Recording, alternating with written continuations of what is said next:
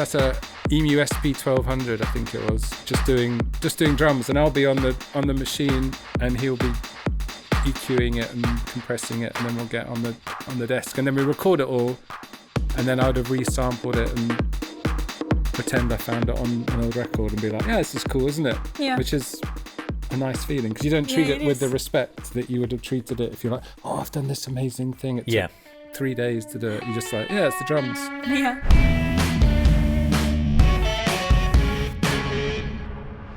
Actually, I've got here like a very early demo I made of that basic idea, which I think is what I played to Aurora, maybe. I don't know if I had that guitar on. No, it was without the guitar. It was without the guitar. Because it had the... Ooh. Yeah, it was almost like that.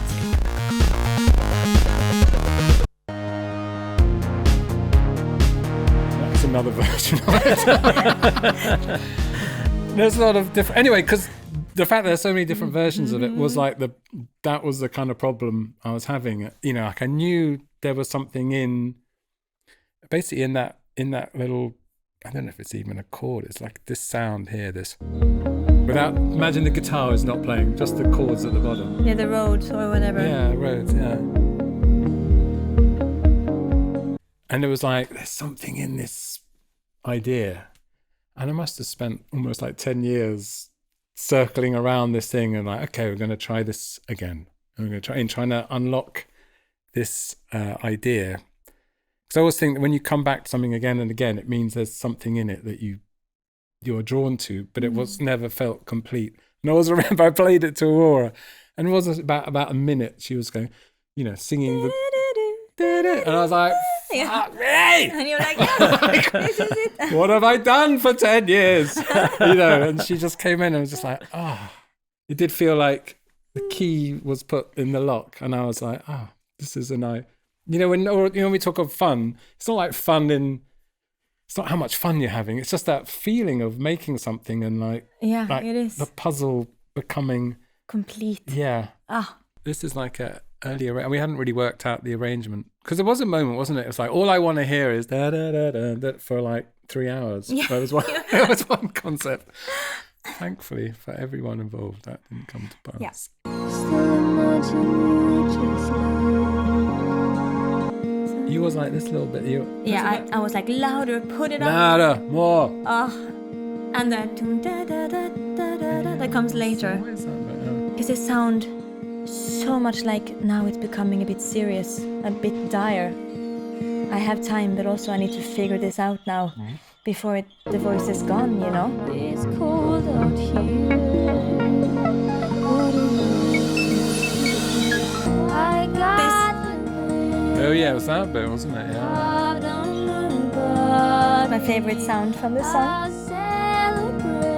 And what are all these sounds, Tom? What are we hearing? It's a good question. Let's have a look.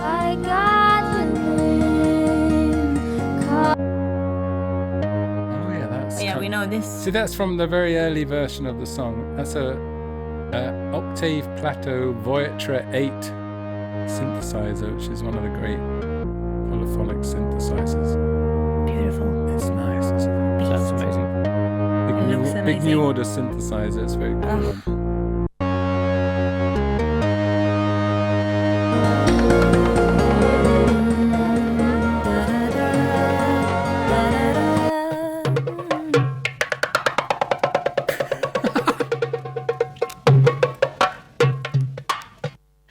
And is that live percussion that you're playing in there? I'm not quite sure what that is. That's just again from deep in the recesses.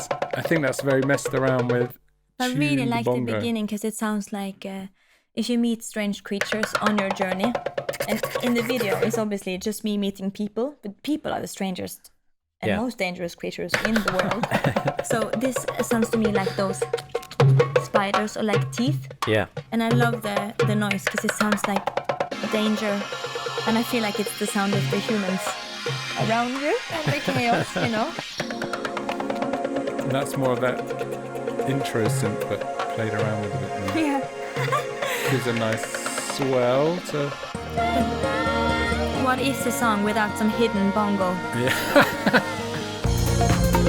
Oh! Oh What the yeah. hell is that? I don't think that actually made it to... No, you didn't. Why? It's a mono machine doing... Yeah. You were like, this cannot be on this record. No, I kind of like it. But also, what was it? That's an electron mono machine. That's just Yeah, I great. was like, no, but the voice is human. Yeah. What was that other thing now? Maybe it's like to remember that you're human. I'm and sorry not that forget. it's so messy. Yeah, we this deeply world. apologize. That didn't make the cut, did it? No. Maybe for good.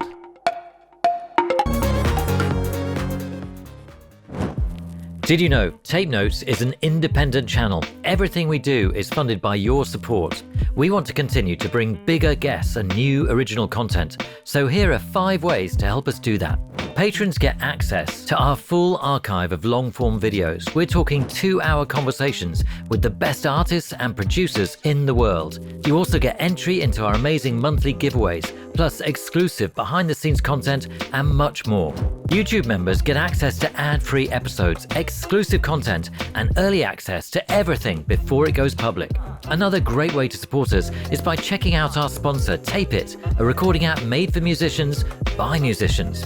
Download the app and get 20% off Tape It Pro using the code TAPENOTES. We have just released our first ever line of merch. Head to the store tab on our channel page or check the merch section below this video to browse all our new designs and products.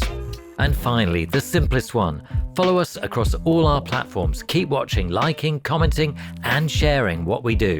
Tape Notes wouldn't exist without you. So, thank you. And now, back to the episode. Yeah, like the drums, I always generally do the drums still in like hardware samplers or like MP60 or SP1200. And then with Steve, who I mentioned before, our engineer, I'll get him to come down and go, I've got these drums and they sound pretty good, but we need to rinse them. And he is quite good at making it, you know, and then we do like hours of passes of drums where we just go crazy and like, and then we record them and then we treat them like a sample. So it's like we chop them up. So basically making our own loops and sample stuff. And then we resample, a lot of resampling. Which is very fun. Yeah, because you treat it differently when you don't have this sort of Yeah, but you really do. respect. And because it's very... Are you able to show any of that development? They're probably in the Logic session because we would... Steve is allergic to Ableton. So he's maybe like, play just to illustrate what you're saying. Let me find... Is there a bit of that? There doesn't seem to be any drums in this session. Okay, so it's a bit like... But it sounds Here's like... some drums, look. Right. So we'll record... We'll just record that, and that is... We'll have that through the desk, and... I mean... So that's a EMU SP1200, I think it was, just doing drums, and I'll be on the machine, and he'll be EQing it and compressing it, and then we'll get on the desk, and then we record it all, and then I would have resampled it and pretend I found it on an old record and be like, yeah, this is cool, isn't it? Yeah. Which is a nice feeling because you don't treat it with the respect that you would have treated it if you're like, oh, I've done this amazing thing. It took 3 days to do it. You're just like, yeah, it's the drums. Yeah. Ooh.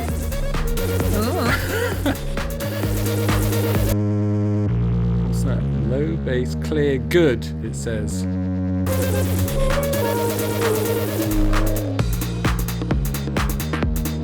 Sorry, it's such a mess. Was that recorded in the...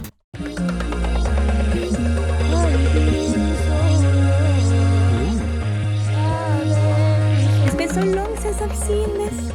It's so fun.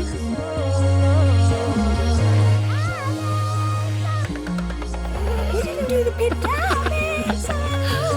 Hang on. Why didn't we do that? Remix incoming. Ooh. Because now you kind of understand. It's all glowy now.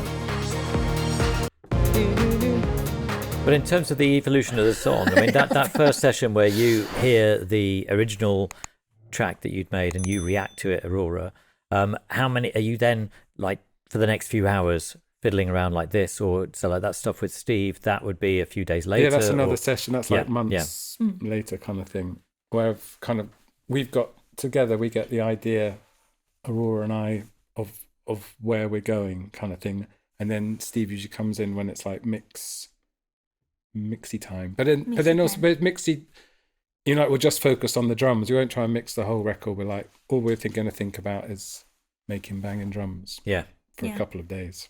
But so in a way, you've kind of sketched out the structure of the song. And you've got a good idea of what's happening, and then you can finesse the different. Unfinesse. Or unfinesse. Yeah, mostly unfinesse. Make it put your disrespect on this, and then make it on it. Fabulous.